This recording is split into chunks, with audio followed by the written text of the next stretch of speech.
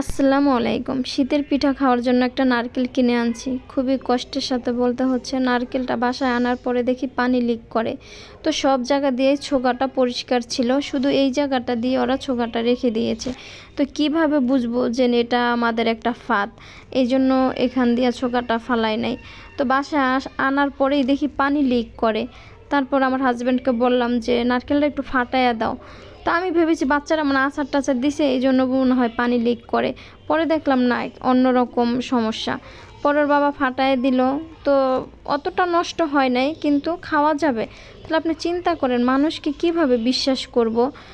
মানে কি বলবো আর আর এই নারকেলটা 200 টাকা নিছে। আর আমাদের নিজেদের গ্রামের বাড়িতে কত নারকেল গাছ, কিন্তু নারকেল বানাইতে পারি না, ডাব থাকা অবস্থায় বিক্রি করে ফেলতে হয়, কারণ না হলে চোরে খায়া ফেলায়। আর আমরা যেহেতু কেউ গ্রামে থাকি না, এই জন্য।